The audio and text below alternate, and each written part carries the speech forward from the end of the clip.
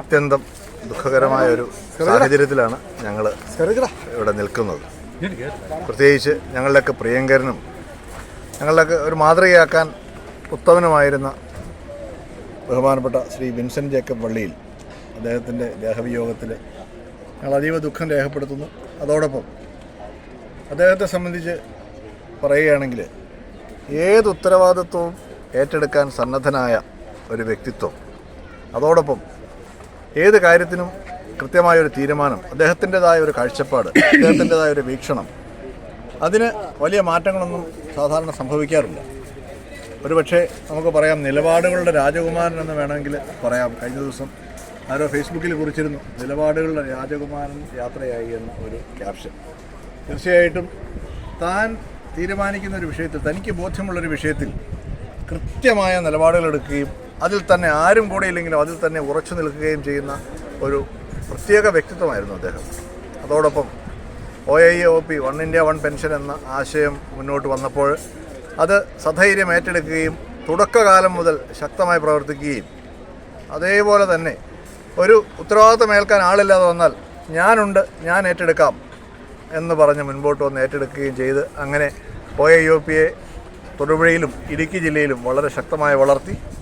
അതിനുശേഷം ഇതുമായിട്ട് ബന്ധപ്പെട്ട് അടുത്ത ലെവലിലേക്ക് കാര്യങ്ങളെത്താൻ സാഹചര്യമുണ്ടായപ്പോൾ, രാഷ്ട്രീയമായ ഒരു നീക്കം നടത്തേണ്ട സാഹചര്യം വന്നപ്പോൾ അതിനും പൂർണ്ണ പിന്തുണയോടുകൂടി ശക്തമായി നിൽക്കുകയും അങ്ങനെ ഒരു വേള 1 India 1 People പാർട്ടിയുടെ സംസ്ഥാന പ്രസിഡന്റ് പദത്തിലേക്ക് വരെ എത്തുകയും ചെയ്ത ഒരു വ്യക്തിത്വമാണ് അദ്ദേഹം. മറ്റൊരു പ്രധാനപ്പെട്ട സവിശേഷത, അദ്ദേഹത്തിൻ്റെ നിലപാടുകളുടെ പ്രത്യേകത കൊണ്ടോ എന്തോ ഇനിയും ഒരുപാട് ദൂരങ്ങളിലേക്ക് സഞ്ചരിക്കേണ്ടതായിരുന്നു, ഒരുപാട് ഉയരങ്ങളിൽ എത്തേണ്ടതായിരുന്നു. അതിനുള്ള കാലിബറും ശക്തമായ നേതൃത്വ പാഠവുമൊക്കെ ഉണ്ടായിരുന്നു. അതെല്ലാം അവശേഷിപ്പിച്ചിട്ടാണ് അദ്ദേഹം കടന്നുപോയത്. അദ്ദേഹത്തിൻ്റെ നിര്യാണത്തിൽ 1 India 1 pension, 1 India 1 people party മുതലായ സംഘടനകൾക്കും സാധാരണ ജനങ്ങൾക്കും ഒരു തീരാ നഷ്ടമാണ്. കാരണം സാധാരണ ജനങ്ങളുടെ പ്രശ്നങ്ങൾ അത്യന്തം ഉത്സാഹത്തോടും ജാഗ്രതയോടും കൂടി ഏറ്റെടുക്കുകയും അതിനുവേണ്ടി പടപെടുത്തുകയും ചെയ്യുന്ന ഒരു ധീരനായ പോരാളിയെയാണ് നമുക്ക് നഷ്ടമായിരിക്കുന്നത്. അദ്ദേഹത്തിന് പകരം വയ്ക്കാൻ അദ്ദേഹം മാത്രമേ ഉള്ളൂ എന്ന ഒരു വലിയ ദുഃഖമാണ് ഇതിനെ സംബന്ധിച്ചിടത്തോളം ഞങ്ങൾക്കുള്ളത്. അദ്ദേഹത്തിൻ്റെ ആത്മാവിന് നിത്യശാന്തി നേരുന്നതോടൊപ്പം ഇതുപോലെയുള്ള നിലപാടുകളുടെ ആളുകൾ ഇനിയും പൊതുരംഗത്തേക്ക് കടന്നു വരണമെന്ന് ഞങ്ങൾ പ്രാർത്ഥിക്കുന്നു. അതോടൊപ്പം അദ്ദേഹത്തിൻ്റെ കുടുംബാംഗങ്ങൾക്കെല്ലാം ഞങ്ങൾ അനുശോചനം രേഖപ്പെടുത്തിക്കൊണ്ട് ഞങ്ങൾ അദ്ദേഹത്തിൻ്റെ നിര്യാണത്തിൽ അതീവ ദുഃഖിതരായി അദ്ദേഹത്തിൻ്റെ കുടുംബാംഗങ്ങളുടെ ദുഃഖത്തോടൊപ്പം പങ്കുചേരുന്നു.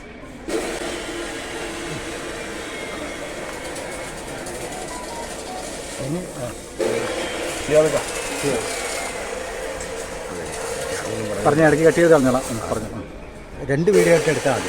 ബഹുമാനപ്പെട്ട വിൻസെൻ്റ് വള്ളിയിലിൻ്റെ ഓർമ്മകൾ വളരെ ധാരാളം ഉണ്ട്. ഒരുപാട് കാലമായിട്ട് ഞങ്ങൾ വളരെ അടുത്ത് സഹപ്രവർത്തകരായിരുന്നു. OIOPയുടെ തുടക്കകാലം മുതൽ ഇടുക്കി ജില്ലയിൽ വളരെ ശക്തമായി തോളോട് തോൾ ചേർന്ന് പ്രവർത്തിച്ചവരായിരുന്നു ഞങ്ങൾ. അദ്ദേഹത്തിൻ്റെ നിര്യാണം വളരെ നേരത്തെയായിപ്പോയി. അദ്ദേഹത്തെ ധാരാളം പ്രവർത്തനങ്ങളുടെ ആഗ്രഹങ്ങളുമായിട്ട് ജീവിച്ചിരുന്നൊരു വ്യക്തിയായിരുന്നു.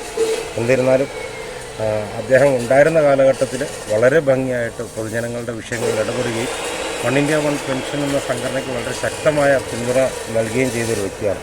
അദ്ദേഹത്തിൻ്റെ വേർപാടിൽ വളരെ ദുഃഖാർത്തരാണ്. അതോടൊപ്പം തന്നെ അദ്ദേഹത്തിന് അനുശോചനം അർപ്പിക്കുന്നു. വിൻസെൻ്റ് വള്ളിയെപ്പറ്റി പറയുകയാണെങ്കിൽ തുല്യനീതിക്ക് വേണ്ടി പോരാടിയ പടനായകൻ, സർവ്വജനങ്ങളുടെയും എല്ലാ പ്രശ്നങ്ങളും ഇടപെട്ടുകൊണ്ട് അതിനൊരു പരിഹാരം കാണുകയും എന്നാൽ തൻ്റേതായ ഒരു കഴിവോടെ വ്യക്തമാക്കുകയും ചെയ്ത നിലപാടുകളുടെ രാജകുമാരൻ എന്ന രീതിയിൽ നമുക്കെല്ലാവർക്കും കാണാൻ സാധിക്കും. അദ്ദേഹത്തിൻ്റെ നിര്യാണത്തിൽ ഞങ്ങളുടെ അനുശോചനം അറിയിക്കുന്നു.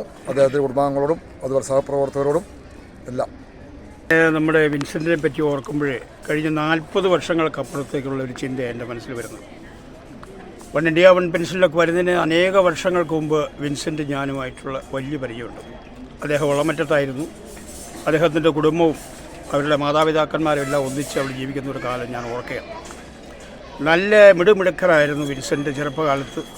നാളിതുവരെ അദ്ദേഹത്തിൻ്റെ മരണം സംഭവിക്കുന്നിടം വരെ 54 വയസ്സ് വിൻസെൻറ്റിനുണ്ടെങ്കിൽ പോലും ഞാനിന്നും അദ്ദേഹത്തെ 17 വയസ്സുള്ള ഒരു ചെറുപ്പക്കാരനായി, ഒരു യുവാവായിട്ട് മാത്രമേ കാണുള്ളൂ. പിന്നെ നമ്മുടെ സുജിമാഷ് പറഞ്ഞതുപോലെ ഏത് ഉത്തരവാദിത്വവും ഏത് പണിയും പുള്ളിയെ ഏൽപ്പിച്ചു കൊടുത്താൽ ഞാനുണ്ടെന്നാണ് പറയുന്നത്. കേരളം മുഴുവൻ ഓടി നടക്കുന്നതിന് ഒരു മടിയുള്ള ഒരാളായിരുന്നില്ല. ഒരു കാര്യം എടുത്തു പറയാനുള്ളത്, നിലപാടുകളുള്ളൊരു മനുഷ്യനായിരുന്നു. ഒരു രാഷ്ട്രീയമായിട്ടുള്ള ഒരു കാഴ്ചപ്പാട് അദ്ദേഹത്തിനുണ്ടായിരുന്നു എന്നുള്ളത് ശരിയാണ്. ആ കാഴ്ചപ്പാടിൽ ഉറച്ചു നിൽക്കുമായിരുന്നു. രാവിലെ പറഞ്ഞ കാര്യം വൈകിട്ടും പറയുന്ന അപൂർവം വ്യക്തികളിൽ ഒരാളായിരുന്നു വിൻസെൻ്റ്. ഞാനും വിൻസെൻ്റുമായിട്ട് ഇണങ്ങുകയും പിണങ്ങുകയും ഒക്കെ ചെയ്തിട്ടുണ്ട്. പല കാര്യത്തിലും ഞങ്ങൾ പിണങ്ങിയിട്ടുണ്ട്. പക്ഷേ ആ പിണക്കമൊക്കെ 24 മണിക്കൂറിനുള്ളിൽ ഞങ്ങൾ വലിയ കൂട്ടുകാരെ പോലെയൊക്കെ ഞങ്ങൾ പെരുമാറിയിട്ടുണ്ട്. വിൻസെൻ്റിൻ്റെ ഈ മരണം ഇത്ര പെട്ടെന്ന് സംഭവിക്കുമെന്ന് ആരും തന്നെ വിചാരിച്ചിരുന്നില്ല.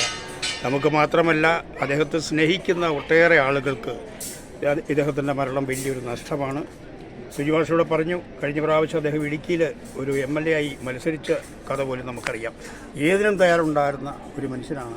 അദ്ദേഹത്തിൻ്റെ നിര്യാണം വൺ ഇന്ത്യ വൺ പെൻഷനെ സംബന്ധിച്ച് നികത്താനാകാത്ത നഷ്ടമാണ്. ഇടുക്കിയിൽ ജില്ലാ പ്രസിഡൻ്റായിരിക്കുന്ന അവസരത്തിലൊക്കെ അദ്ദേഹത്തിൻ്റെ ചെറുകീർക്കും അതുപോലെ ആത്മാർത്ഥതയൊക്കെ നമ്മളെല്ലാം നേരിട്ട് അനുഭവിച്ചിട്ടുള്ളതാണ്. അദ്ദേഹത്തിൻ്റെ ശൂന്യത എന്നും നിലനിൽക്കും എന്നുള്ള കാര്യത്തിൽ സംശയമില്ല. അദ്ദേഹത്തിൻ്റെ ആത്മാവിനും നിത്യശാന്തി നേരുന്നു. നമ്മുടെ എല്ലാവരുടെയും മനസ്സിൽ അദ്ദേഹം എന്നും ഉണ്ടാവും. അദ്ദേഹവും ദൈവസന്നിധിയിലായിരിക്കട്ടെ. അതിനുവേണ്ടി നമുക്ക് പ്രാർത്ഥിക്കാം. എനിക്ക് എന്നെ സംബന്ധിച്ച് അദ്ദേഹത്തോടൊപ്പം ഈ പ്രചരണത്തിന് വേണ്ടി നടക്കുമ്പോൾ ഇത്രയും തൻ്റേടിയായിട്ടുള്ള ഒരാൾ, അദ്ദേഹത്തിൻ്റെ ആ തൻ്റേടത്തിൻ്റെ പിന്നിൽ ഉറച്ചു നിൽക്കാനായിട്ട് നമുക്ക് നല്ല ധൈര്യമുണ്ടായിരുന്നു.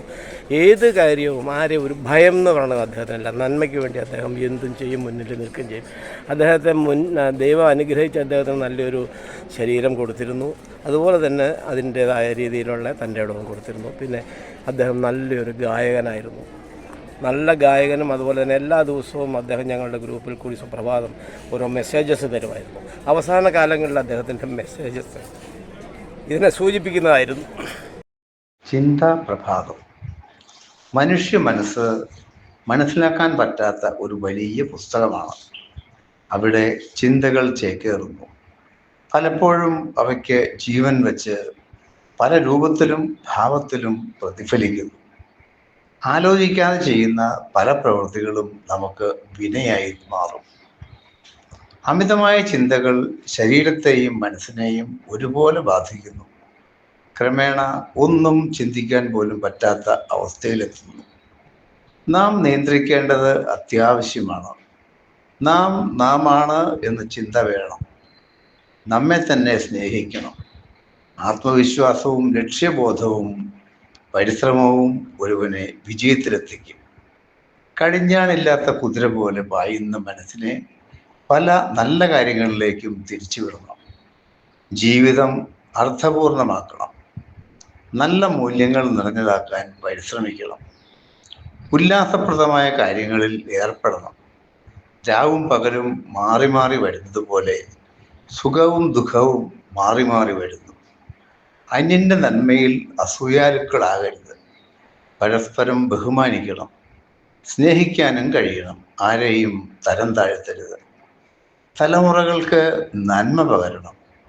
ഓരോ പരാജയവും വിജയത്തിലേക്കുള്ള മുന്നേറ്റമായി കരുതണം. പരാജയ ഭീതിയിൽ ജീവിതം ഹോമിക്കരുത്. ഉണർത്തണം. പലപ്പോഴും ഒരു നല്ല വാക്ക്, ഒരു ചേർത്ത് നിർത്തൽ ജീവിതത്തിൽ പ്രകാശം കൊണ്ടുവരും. ആരും വലിയവരോ ചെറിയവരോ അല്ലെന്ന് ഗ്രഹിക്കണം.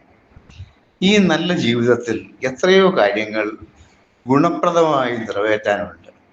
നന്മയുടെ, കരുണയുടെ, സ്നേഹത്തിൻ്റെ, കരുതലിൻ്റെ, ലാളനയുടെ കുളിരാർന്ന ലഹരി തുണയാം.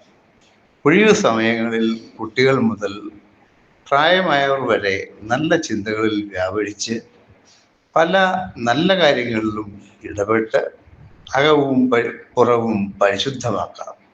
ഒത്തിരി ഇഷ്ടത്തോടെ ശുഭദിനാശംസകൾ. ചിന്താ പ്രഭാതം. മറ്റുള്ളവരുടെ ചെറിയ സന്തോഷത്തിന് വേണ്ടി നമ്മുടെ ചില അസൗകര്യങ്ങൾ മറക്കുക. കാരണം നമ്മുടെ സന്തോഷം നമ്മോടുകൂടി അവസാനിക്കും. എന്നാൽ മറ്റുള്ളവർക്ക് നൽകിയിട്ടുള്ള സന്തോഷം നമുക്ക് ശേഷവും നിലനിൽക്കും. അളവുകോലുകൾ വെച്ച് ഒന്നിനെയും പൂർണ്ണമായി അളക്കാനാവില്ല. നിർമ്മിക്കുന്നവരുടെ മാനദണ്ഡങ്ങൾക്കനുസരിച്ചാണ് ഓരോ അളവുകോലുകളും രൂപപ്പെടുന്നത്. സ്നേഹം, കരുണ, വിട്ടുവീഴ്ച തുടങ്ങിയവയെല്ലാം എന്ത് വെച്ചാണ് നാം അളക്കുക?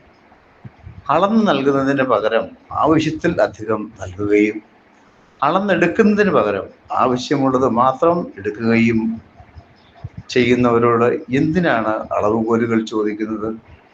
മറ്റുള്ളവന്റെ കണ്ണിലെ കരട് അന്വേഷിക്കുന്നവർ സ്വന്തം കണ്ണിലെ കോൽ കണ്ടിരുന്നെങ്കിൽ ജീവിതം കുറച്ചുകൂടി ലഘുവും ഉത്തമവും ആയേനെ. മറ്റുള്ളവരെ അളക്കാനുള്ള അളവുകോലുകളുമായി നടത്തുന്നവർ സ്വയം വിലയിരുത്തലുകൾ നടത്തിയിരുന്നെങ്കിൽ സാമൂഹ്യ ജീവിതം കുറച്ചുകൂടി നീതിപൂർവവും ആയേനെ. ഒത്തിരി ഇഷ്ടത്തോടെ ശുഭദിനാശംസകൾ. ചിന്താ പ്രഭാതം. മഹത്തായ ഒരു ലക്ഷ്യം കീഴടക്കാൻ ഇറങ്ങിത്തിരിക്കുമ്പോൾ ഇടയ്ക്കൊരു വീഴ്ച തികച്ചും സ്വാഭാവികമാണ്. വീഴ്ചയിൽ നിന്നും വിജയത്തിലേക്ക് ഉയർത്തെഴുന്നേൽക്കാനുള്ള കഴിവ് നമുക്കുള്ളിൽ തന്നെ ഉണ്ട്. തട്ടി വീഴ്ത്താൻ ശ്രമിക്കുന്ന പ്രതിസന്ധികൾക്ക് മുന്നിൽ തളരാതിരിക്കാൻ മനസ്സിനെ പാകപ്പെടുത്തി മുന്നോട്ട് പോകാൻ ശ്രമിക്കുക. ലക്ഷ്യത്തിലേക്കുള്ള യാത്രക്കിടയിലുള്ള വീഴ്ചകൾക്ക് നമ്മെ പിടിച്ചു നിർത്താനാവില്ല എന്ന് ഉറച്ചു വിശ്വസിക്കുക. പരിഹാസത്തെ ഭയക്കരുത്. കാലം നൽകുന്ന സ്വാഭാവിക മറുപടിയിൽ പരിഹാസങ്ങൾക്ക് പരിഹാരമുണ്ടായേക്കാം.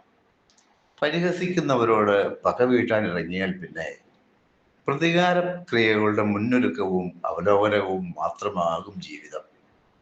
അവഹേളനം തൊഴിലാക്കിയവരോട് എതിർത്ത് നിന്നാൽ മനസ്സും ശരീരവും കൂടുതൽ കലുഷമാവുകയേ ഉള്ളൂ. അവഗണിക്കേണ്ടവയെ അവഗണിച്ച് മുന്നോട്ട് പോവുക. ഒത്തിരി ഇഷ്ടത്തോടെ ശുഭദിനാശംസകൾ.